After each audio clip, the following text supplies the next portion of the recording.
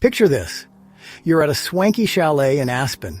You see two vehicles parked side by side. One, a rugged Jeep Wrangler caked in mud, a badge of honor from its latest off-road adventure. The other, a gleaming Mercedes G-Wagon, polished to perfection. Not a speck of dirt daring to blemish its pristine paint job. Both are status symbols, but in entirely different ways. One screams adventure, the other whispers affluence. But which one truly delivers?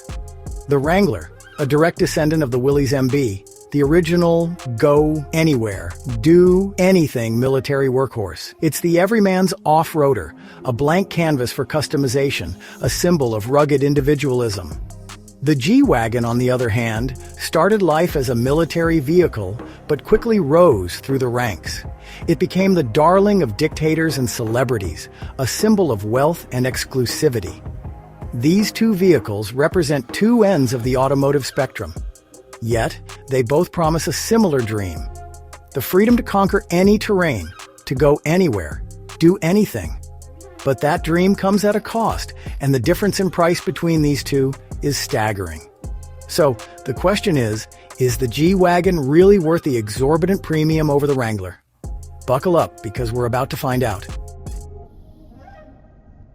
Let's address the elephant in the room. Or rather, the hefty price tag hanging off the G-Wagon's rearview mirror. A base model Wrangler will set you back around $30,000, give or take. A steal, some might say, for a vehicle that can climb mountains and ford rivers. Now, let's talk about the G-Wagon. Prepare yourself.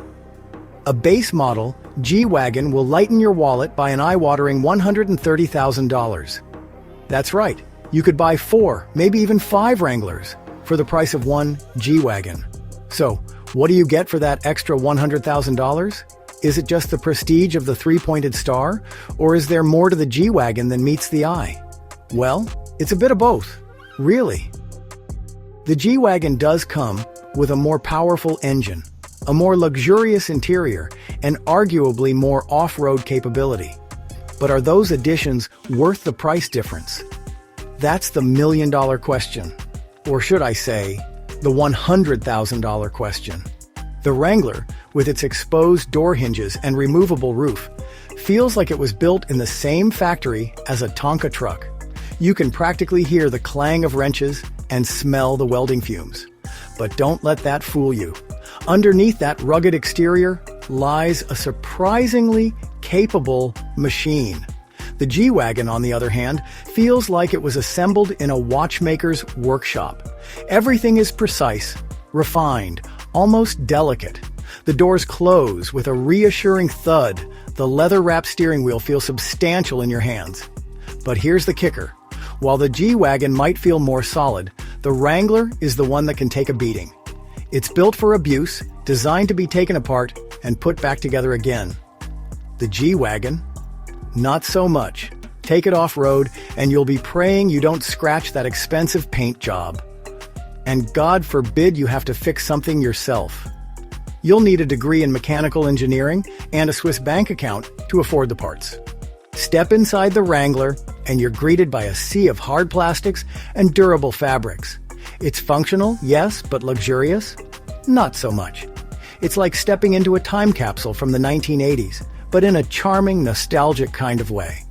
The G-Wagon, on the other hand, is a symphony of leather, wood, and brushed aluminum. The seats are heated, cooled, and massage you while you drive. The infotainment system is controlled by a massive touchscreen display. But here's the thing, when you're bouncing around off-road, do you really care if your seats are upholstered in Napa leather? Or if your infotainment system has Apple CarPlay? Probably not. In fact, all that luxury can sometimes feel a bit out of place in a vehicle designed to tackle the Rubicon Trail. Sometimes, less is more. And in the case of off-roading, Spartan simplicity might just be the better option. Both the Wrangler and the G-Wagon are incredibly capable off-roaders.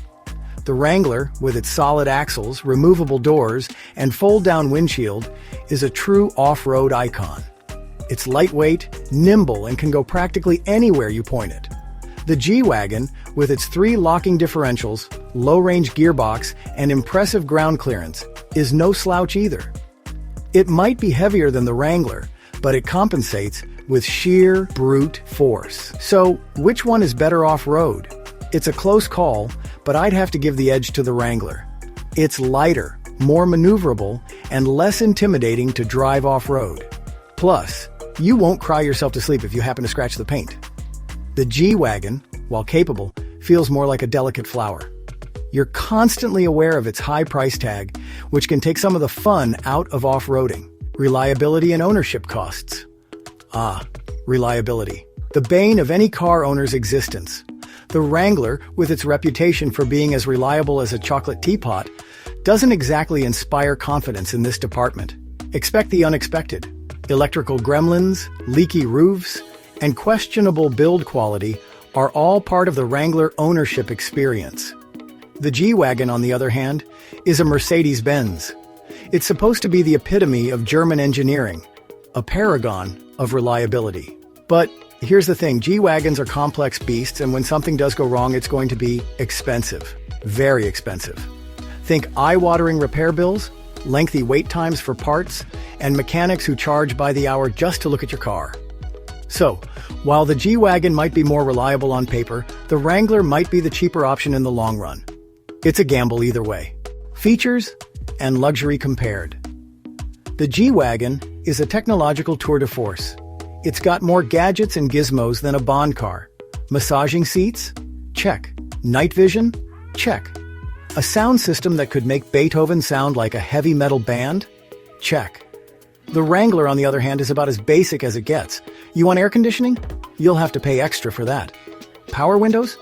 You're pushing your luck. But do you really need all those fancy features in an off-roader? I mean, wouldn't they just get in the way? Sometimes less is more. And in the case of the Wrangler, that might just be the case. Which off-roader reigns supreme? The Jeep Wrangler and the Mercedes G-Wagon. Two incredibly capable off-roaders with vastly different price tags. The G-Wagon is undeniably more luxurious, more refined, and arguably more capable off-road. But it comes at a price. A hefty price. The Wrangler, on the other hand, is the everyman's off-roader.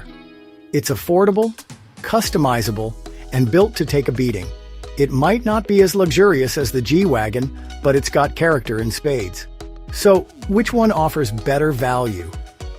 For me, it's the Wrangler, hands down. It's the more honest, more authentic off-roader. It's a vehicle that's not afraid to get its hands dirty, a vehicle that's as happy tackling a muddy trail as it is cruising down the highway. The G-Wagon, while impressive, feels like it's trying too hard. It's a status symbol first and an off-roader second. And that, in my book, is the $150,000 lie nobody wants to hear.